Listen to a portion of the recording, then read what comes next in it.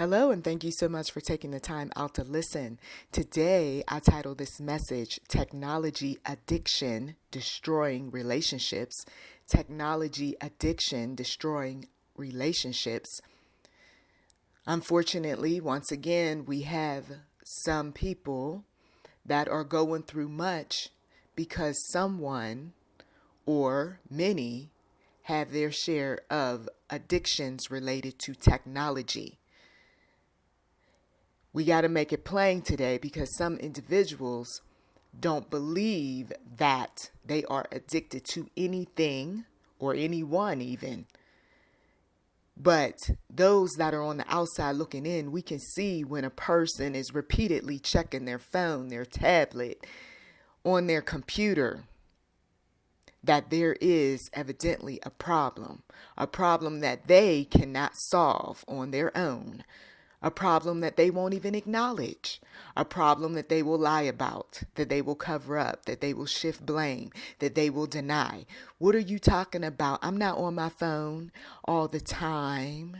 What are you talking about? I don't play games every day for hours on end. Yes, you do. So not only are they dealing with the addiction, but they like to tell lies. They like to cover up the addiction. Okay? So we are going to go there today because these addictions to technology, just as we discussed in the past about alcohol and drugs, are destroying relationships. Now in the Bible, there is talk about addiction, but it is addiction to substance. So in Titus 1:7 and Titus 2:3, where wine is talked about, 1 Timothy 3:3, where drunkards, or in 1 Timothy 3:8, where heavy drinkers are discussed. These are all things that the Bible does not support, because in those passages of scriptures, if you're a drunkard, you're disqualifying yourself from teaching or holding a position of authority. Well, I'm telling some folks today, as I hear in the spirit and as I've seen with my own two eyes, you are disqualifying yourself as a spouse, a good worker, okay? A great parent, an excellent business owner, a good student. Why? Because your addiction to technology is taking you away from what your calling is. Some people say, well, I don't know what that is. Well, it's hard to figure some things out when your head is buried in a screen.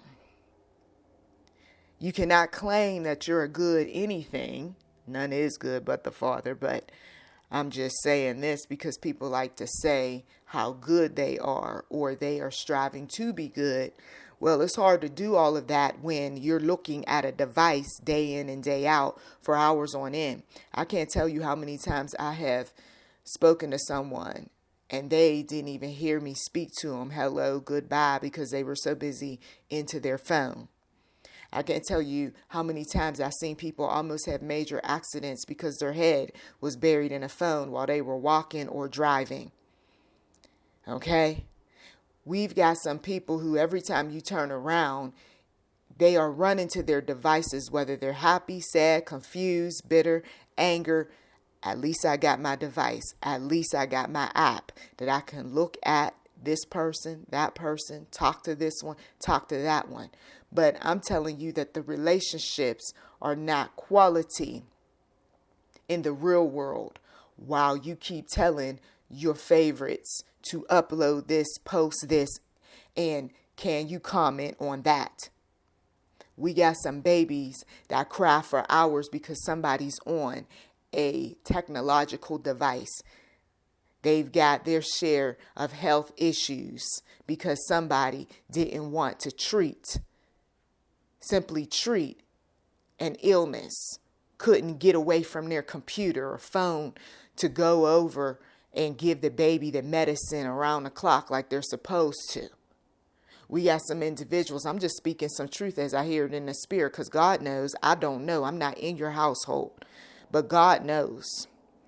We got some individuals who your relationship isn't going so well, hasn't been going so well for a long time, because you keep looking at photos of people who you had sex with, who you had some type of lust for.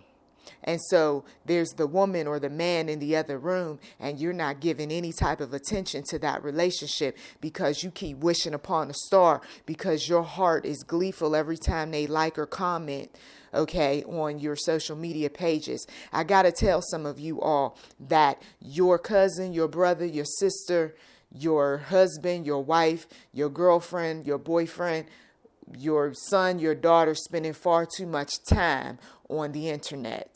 That's why they don't tend to call you when they're supposed to. They're spending too much time, more specifically on websites where they're getting a high, a rush.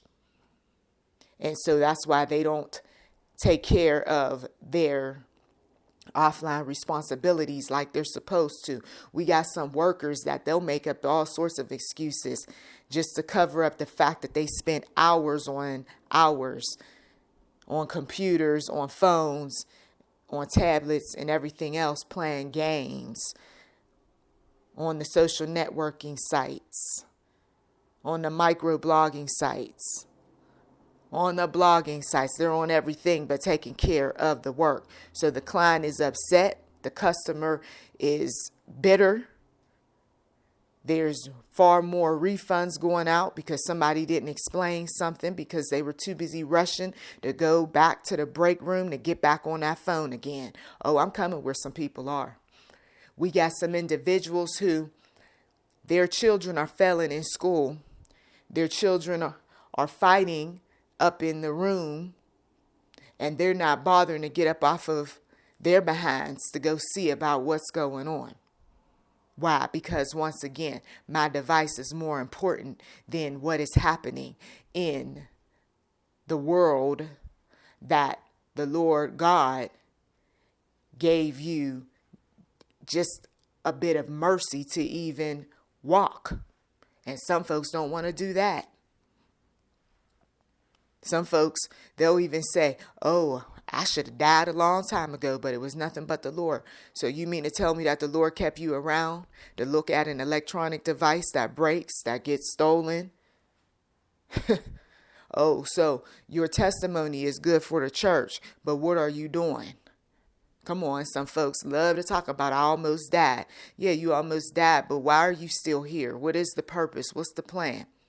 Have you even bothered to spend time long enough with the one true God to find out what you're supposed to be doing other than spending hours upon hours on a technological device? You see, some people are taking their existence on this planet for granted, and they're taking their families for granted too, because here's another thing with these relationships. What's going to happen is somebody's going to get tired of looking at you with your head buried in your phone, or in front of that computer, or in front of the television.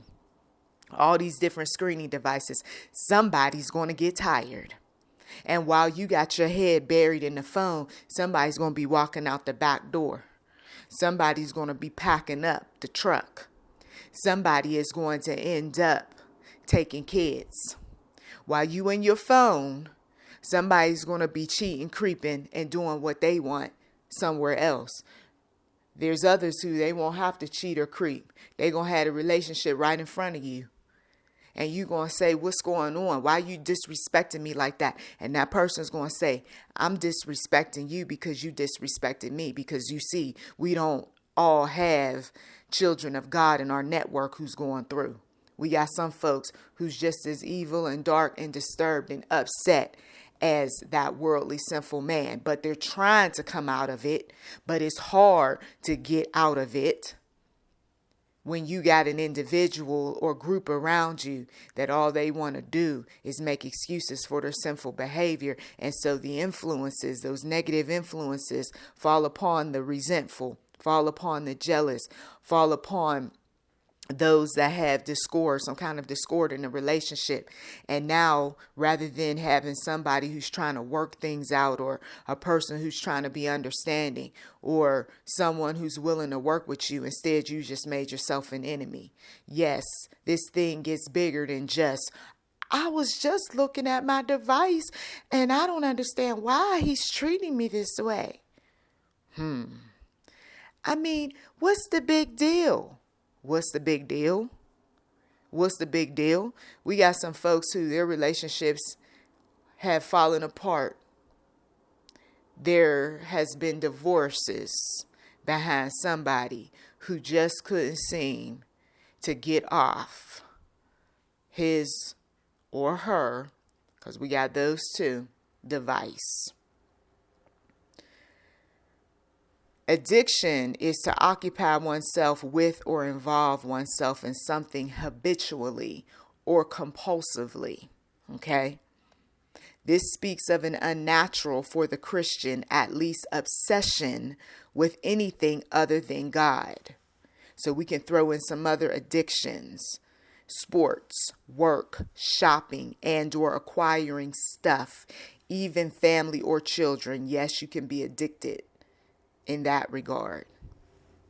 We are to love the Lord your God with all your heart and with all your soul and with all your might, according to Deuteronomy 6:5, which is according to Jesus, the first and greatest commandment, which is in Matthew 22:37 and 38. On gotquestions.org, addiction-christian.html, it says that God is the only thing we can and should occupy ourselves with habitually. Let me repeat that again. God is the only thing we can and should occupy ourselves with habitually. To do so with anything else draws us away from him and displeases him. Okay? So he wasn't always like that. Let's just use an example. Okay? Made up off the top of my head. He wasn't always like that when it came to his addiction, whether that's drugs, sex, women, technology. When he first met the young lady, he was devoting his time, his attention, his affection. And in that relationship, there was an addiction early on, but it wasn't what some would say, oh, it must have been a substance or it must have been technology. No, it was an addiction to the woman. You see, for some of you all, that was the first sign that I'm dealing with somebody who has an addictive nature about him or her. Because see, they jump around, some of these addicts. First, it's an addiction to this woman that this man is so infatuated, lust-filled for. Once he's got her, then he's addicted to something else that shows up in the relationship. Okay? It could be pornography. He brings it into the relationship because we need to spice some things up. Or she brings it into the relationship, decides, I don't want to do this anymore, but he continues. He continues to look at the magazines, the videos, record their sex acts, whatever, right? So an example like that, you can clearly see that is just terrible. I mean, their relationship is going downhill. Did they ever, connect the dots that this sort of addiction is robbing them of drawing near to one another? Here we go. Well, with technology, you could start off by having this common connection. He likes to play games. She likes to play games. And then before long, somebody says, I want more out of our relationship other than just playing games on weekends. Let's do some other things. But rather than him enjoying, or her enjoying those outings, somebody is irritated because they're going through their withdrawal And all they're thinking about is getting back home to be in front of the game. Some of you all, before all of these gaming consoles came out, you couldn't wait to rush back home to get in front of a television screen. Come on, the older generation knows. You had fathers that were like this, right? You had mothers that were like this about their soaps. And some of them are still like this. And so these addictions creep up, and at first it seems like it's okay. It's what she likes. It's what he likes. It's their little vice, if you will. And we make excuses and we don't see anything wrong with them until these habits end up affecting the world around the individual. She's not tending to her kids like she's supposed to because she's too busy looking at whatever. He is not doing all that he needs to do for his family during his free time because he's too busy looking at whatever, you see, or whoever. Okay? So we have these things that creep up in the relationship and they turn into addictions, and getting back on track. Technology is a beast right now for so many people. They're trying to overcome. They've even been challenged. Why don't you stop looking at your phone so much and start taking care of all of these, issues that's going on around the house? Why don't you be more proactive in parenting your children rather than letting them parent themselves by being in front of technology just like you see? But some people, once again, they're not going to listen. They're going to justify. They're going to deny. They're going to blame. They're going to shame. They're going to say, what about you? You see. And at the end of the day, what about? Because some folks, yeah, of course, they're in front of their phones and tablets and everything else because of their work.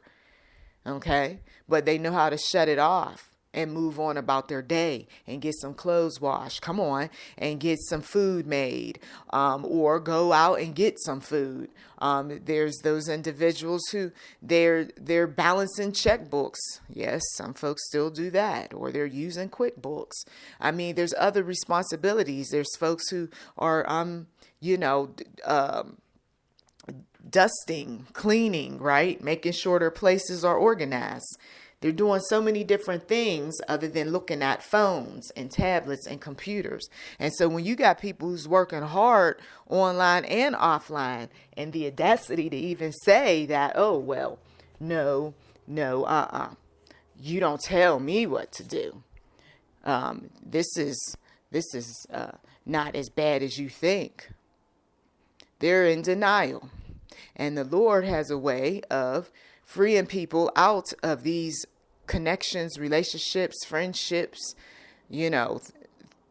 these types of toxic connections by telling you, you know what, this person wants to argue. This person doesn't believe that they're an addict. So you got to move on. It's the same scenario that plays out when it comes to drugs and alcohol. Okay, if the person doesn't want to get help, what, you supposed to continue to deal with all of the fights and the screaming and the yelling and people, stealing things? And I mean, come on, your mind is only going to take but so much. Your heart is only going to be broken but so much. And at some point you're going to say, enough is enough. I got to get out of this thing.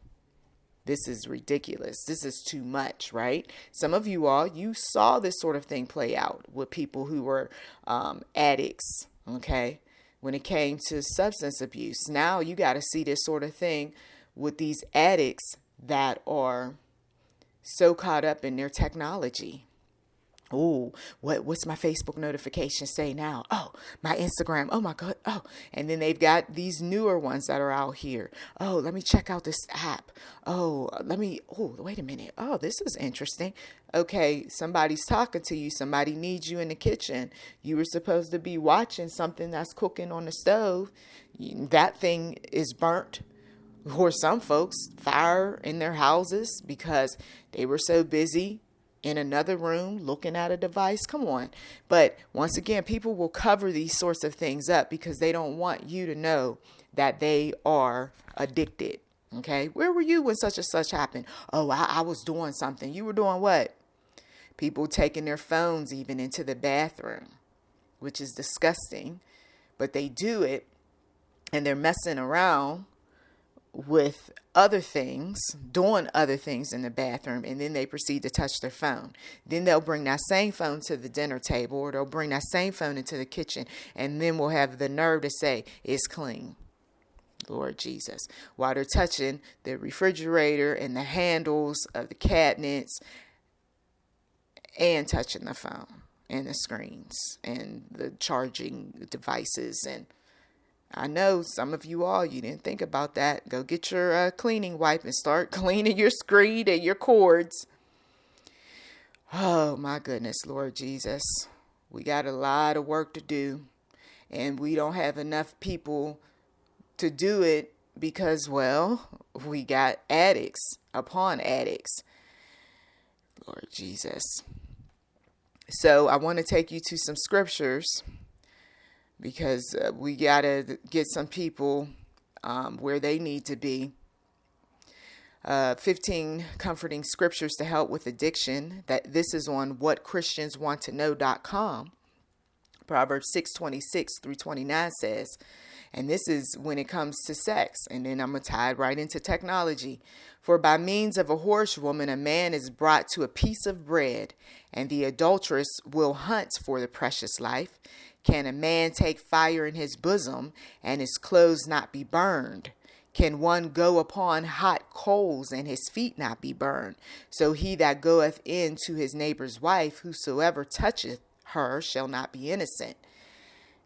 Now, in biblical times, there was no technology. There were just simply men looking at women going over to the well or at the river washing their fabrics. And there were women that were helping out with picking things from the farmland, right?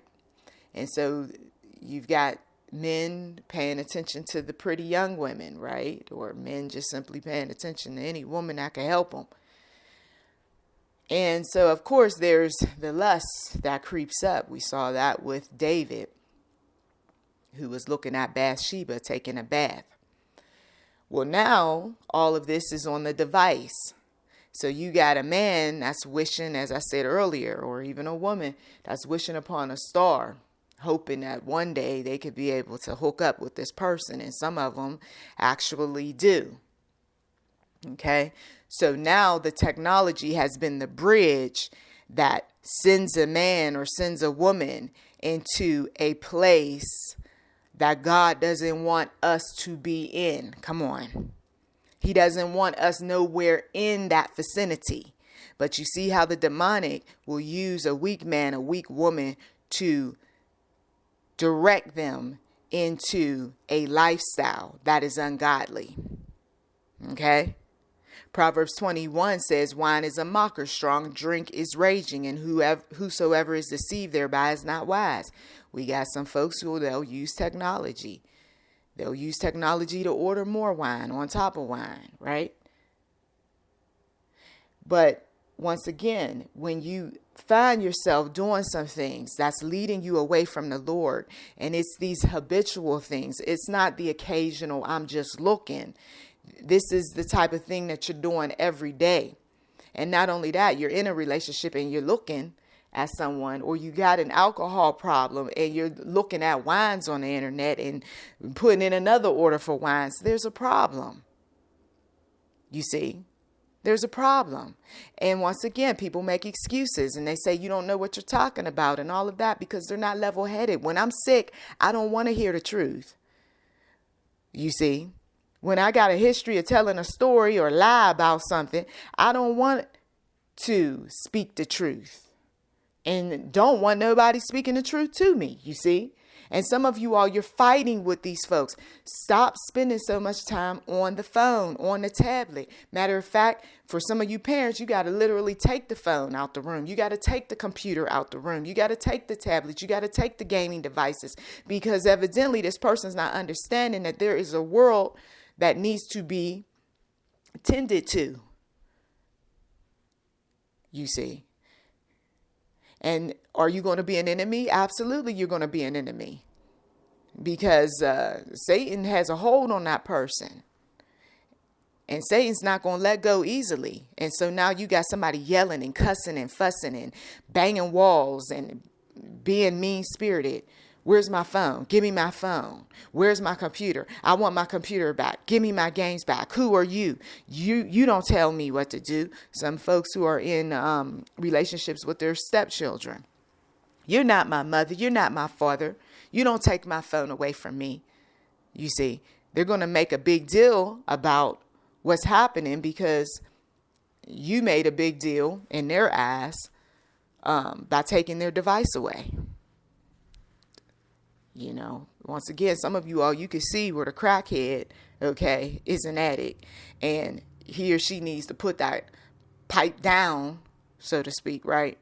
Or literally. Well, you need to see that with your technology usage. You can't keep talking about that person over there when you know you're guilty. The Bible talks about strong drink, right? Now, if God is bringing up these things about addiction in the Bible, whether it's strong drink, sex, lust, what have you, just take the information that you've been given and know that God is not supportive of addictions. Okay? He's not supportive of that sort of thing. He warns, he cautions, there's consequences. Isaiah 5:11, here's an example. Woe unto them that rise up early in the morning. There it is, caution, warning. Woe unto them that rise up early in the morning that they may follow strong drink.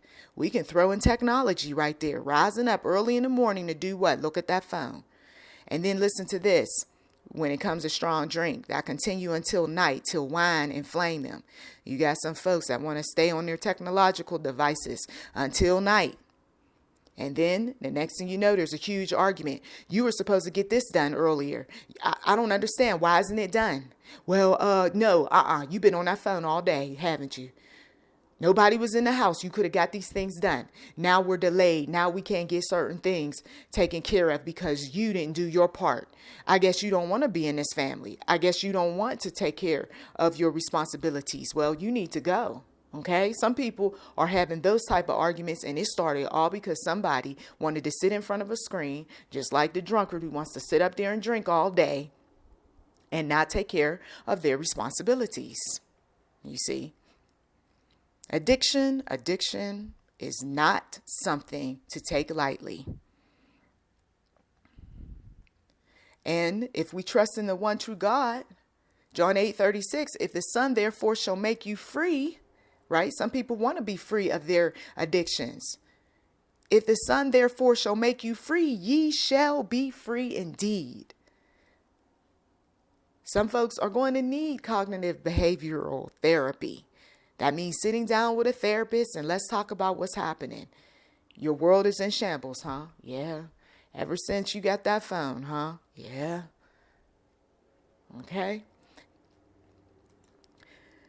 The average American, according to an article that was posted on MIT Technology Review, the average American is spending 24 hours a week online.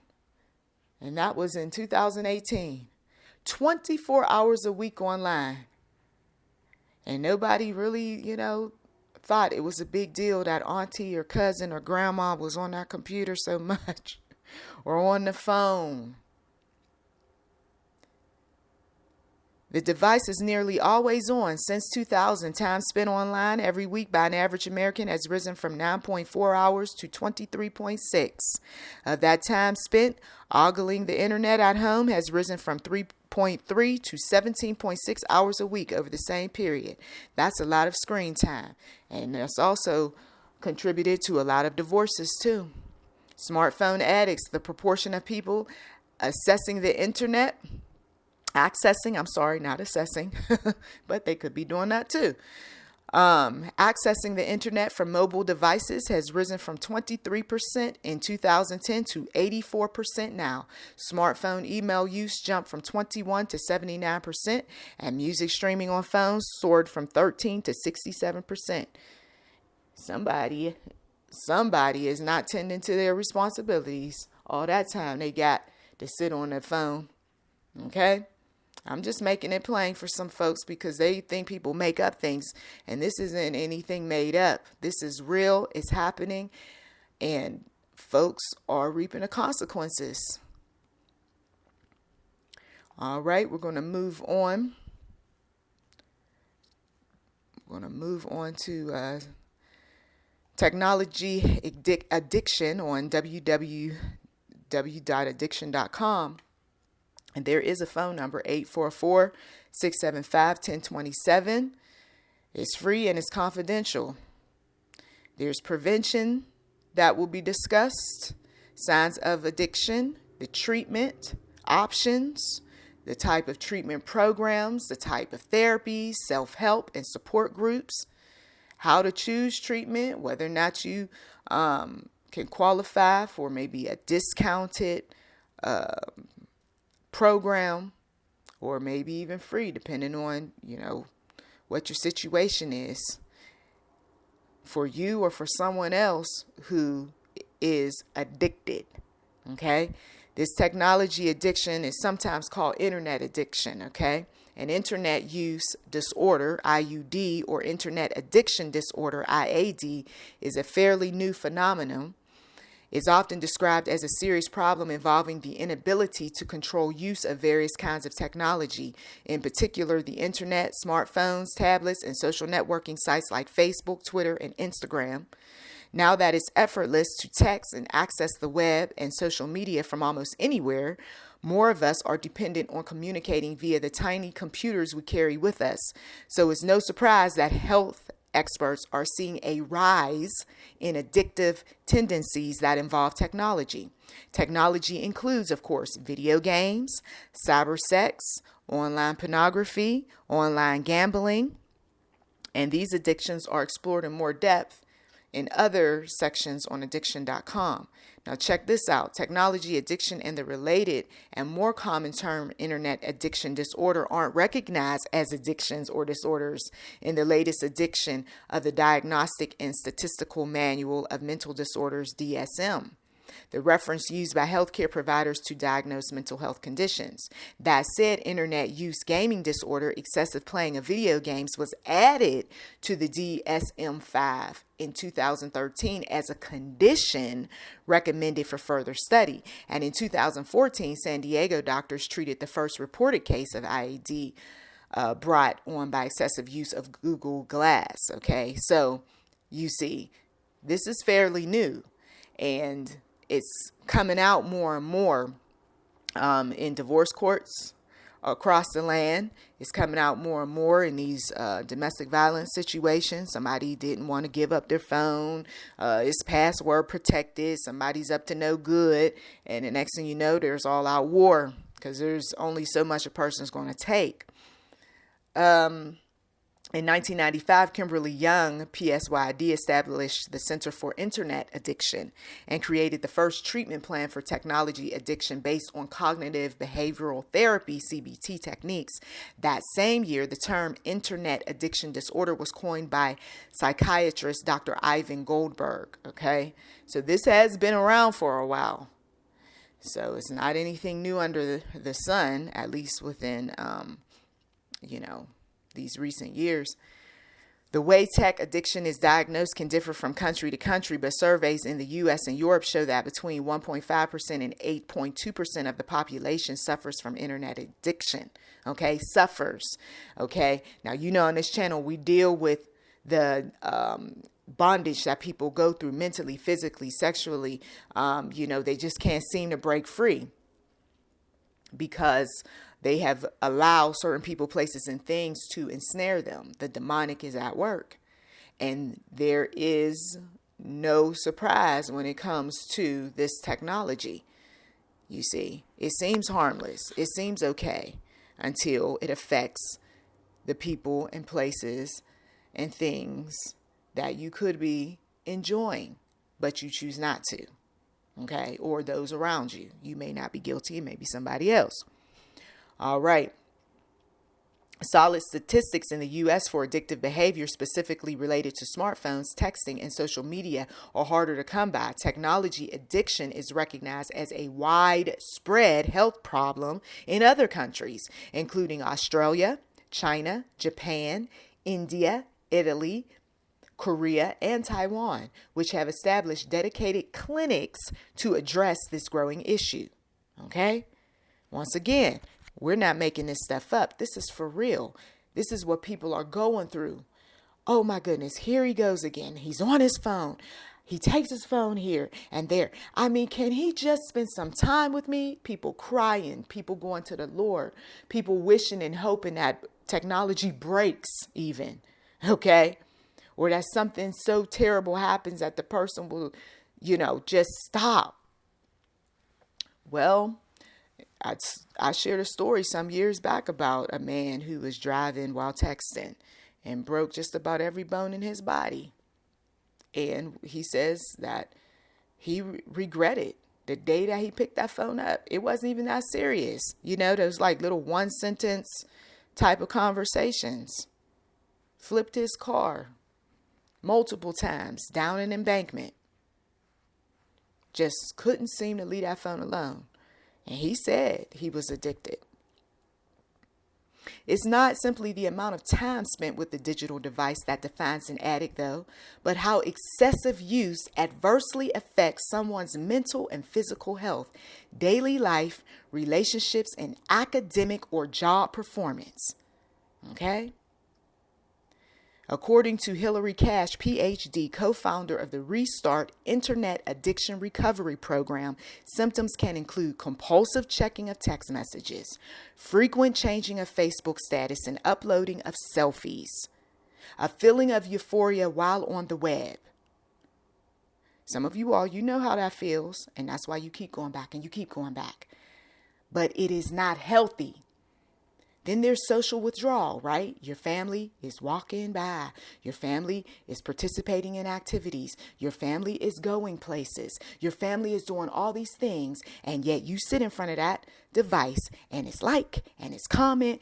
And I wish some of you all would pay attention to how frequent your relatives are going on these various websites and call them out on it. Hey, I noticed it's a holiday and you're sitting here on your phone. You're not out and about with your family. Call them out on it. Oh, I noticed that I haven't seen pictures in a long time with you and the kids. And then for some of them, every time I look up, you got a picture indoors. I don't see you outdoors. Oh, come on now. Call them out on it. Loss of interest in activities that don't involve a computer, phone, or gadget. That's another symptom. I don't feel like going here. I don't feel like going there. So you stay at home while everybody else is out and you're on your computer or you're on your phone or you're on some kind of gadget. But at one point, the woman or the man was active. But ever since they got that device, feelings of restlessness when unable to go online. I can't go online. The internet is down. This storm, it just did something and now I can't. I mean, they get anxious. They have attitudes. They're miserable. They don't know what to do with their time. You know some people like that. IAD has also been linked to stress. Notice, I'm so stressed. You're so stressed because you're always looking at other people's business on the internet. And you know that there's some things about what they're doing that you're not accomplishing or you don't like, or they're not making you a part of the conversation, or you feel jealous because you're not out there having a good time and enjoying your life. You see? Come on. I'm speaking some people's truth. IAD has also been linked to stress, sleep disorders. I can't seem to sleep. You can't seem to put your phone down. You wake up with it, you go to bed with it. There have been studies that said you need to leave that phone alone at least 30 minutes to an hour before bedtime in order to have a quality sleep. And then IAD, this internet addiction business, has been linked to depression. Yeah, it's depressing looking at those beautiful pictures of folks that they doctored up, or pictures that seem like folks are happy. Out here in Colorado, there was a couple with a couple children, and their pictures on their Facebook looked beautiful. Looked like they were the happiest family. And this was a situation where the man ended up taking that woman and the kids and putting them in one of these big oil cauldrons. He killed them. And I bet you a lot of folks in their little network was so sad and so depressed. They look like the happiest couple. Oh, I wish I had a man that was so good like him. No, you don't. You got to be careful, see, wishing upon a star. And when they all found out that this couple, according to looking at those Facebook photos, that this couple wasn't as beautiful and so sweet and nice, and their relationship was so wonderful, there was a lot of talking. Yeah, you were deceived. And many of you are deceived, thinking that he's the greatest father, or, ooh, she's such a wonderful mother. They keep posting up all those photos and putting all these like little cute little phrases, and, oh, look at my life. It's so beautiful. It's so wonderful. No, a lot of that shows something totally different when you meet these people offline, when you talk to them in person. A lot of them are not as happy as they appear, especially those folks that put selfies up over and over again, or they got a lot of photos of their family, whole lot of photos. And some of these photos are outdated. You could look at the photos and you could tell they haven't been in contact with the family in a long time. Family reunions offline, that type of stuff. And it's a family reunion exchanging photos, but these people haven't gotten together in a long time. So you see, it's all an illusion for some folks. That's all it is. And you're depressed because you wish. Please.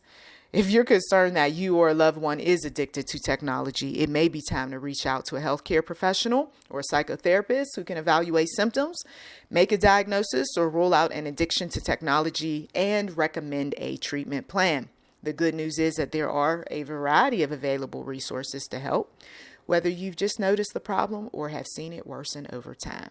Once again, I'm not getting anything for recommending this particular resource, but you can call 844-675-1027.